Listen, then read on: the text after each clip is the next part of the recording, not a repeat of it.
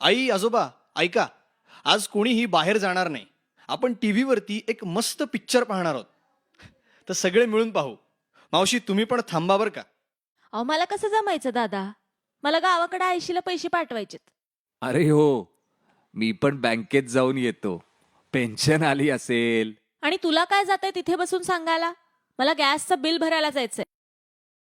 अरे पण हे सगळं इथे बसून पण होऊ शकतं ना. ते कसं काय? आई तुझ्याकडे स्मार्टफोन आहे ना, हो, मग त्यात कुठलंही मोबाईल वॉलेट डाउनलोड कर. ॲप स्टोअरवर मिळून जाईल तुला. पण हे मोबाईल वॉलेट म्हणजे काय? आपण पैसे आपल्या वॉलेटमध्ये घेऊन फिरतो की नाही सगळीकडे, त्याऐवजी अकाउंटमधले पैसे या मोबाईल वॉलेटमध्ये ठेवायचे. आणि मग त्यातून तुझं गॅसचं बिल, फोन बिल, विजेचं बिल, DTH हे सर्व भरता येईल. शिवाय mall, grocery store, cinema hall सगळीकडे हे वापरता येईल. अगं पैसे सोबत ठेवायची गरज उरणारच नाही. पण मग हे मोबाईल वॉलेट आहेत तरी कोणकोणते? तसे Paytm, Freecharge, Oxygen wallet, Citrus pay, MobiKwik असे बरेच आहेत. अरे पण यावर भरोसा कसा ठेवायचा? सरकारी नाही आहेत का कुठले? अगं आहेत ना. UPI हे भारत सरकारचं स्वतः बनवलेलं मोबाईल वॉलेट आहे. शिवाय SBIचं स्वतःचं SBI बडी हे ॲप आहेच. माझ्याकडे काही इंटरनेट नाही.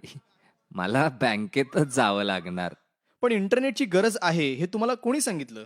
पण त्याच्याशिवाय कसं चालेल? तुमच्याकडे मोबाईल आहे ना, मग त्यावर सगळं होणार.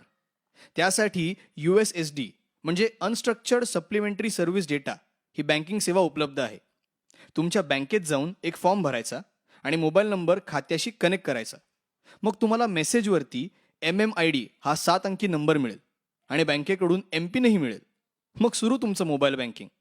विश्वास नसल्यास पहिला व्यवहार तिथेच करून बघा. आणि मग पुढे काय? आधी *99# डायल करा. मग जी बँक असेल तिचे पहिले 3 अक्षर टाईप करायचे. लगेच 7 पर्याय तुमच्या समोर येतील. आता तुम्हाला पेन्शन चेक करायची आहे ना, तर तुमचा पहिला पर्याय निवडा. तुम्हाला खात्यातील शिल्लक रक्कम दाखवली जाईल. अरे हो, झालं की काम. आता काही मला बँकेत जायची गरज नाही. अहो पण मला ते इंग्लिश बिंग्लिश कळत नाही ना. माझ्यासारख्याने काय करावं? हो गरजच नाहीये इंग्लिशची. *99*28# अशी सुरुवात करा. सगळं मराठीत येईल. पण खात्याचे पैसे नुसतं बघून कसं चालन? पाठवता बी यायला पाहिजे ना. अहो त्यासाठीच तर आहे 7 पर्याय. तुम्हाला पैसे पाठवायचे आहेत तर तिसरा पर्याय निवडा. मग ज्यांना पैसे पाठवायचे आहेत त्यांचा मोबाईल नंबर, मग MMID, मग पाठवायची रक्कम आणि त्यानंतर MPIN टाकायचा. अहो झालं तुमचं काम. एवढ्याशानं पैसे पोचले पण? म्हणजे आता कोणालाही बँकेत जायची गरज नाही. तू म्हणत होतास ना, तो पिक्चर आता आपण सगळे बघूया. नमस्कार. कॅशलेस अर्थव्यवस्था हा देशाच्या प्रगतीतला एक मोठा भाग आहे.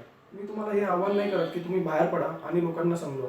पण तुमच्या आजूबाजूचे लोक, जशी तुमच्या घरी वॉचमॅन असेल, काम करणारे बाई असतील किंवा तुमच्या भाजीवाल्याला, तुमच्या दूधवाल्याला तुम्ही हे समजावून सांगा. हे ॲप्लिकेशन त्यांच्या मोबाईलमध्ये इन्स्टॉल करून द्या.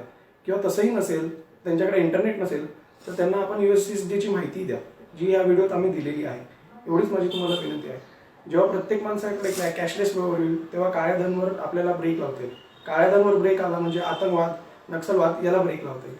तरीही मी तुम्हाला परत विनंती करतो की या मोहिमेत आपण सामील व्हा आणि देशाला एक प्रगतीच्या वाटचालीकडे न्या.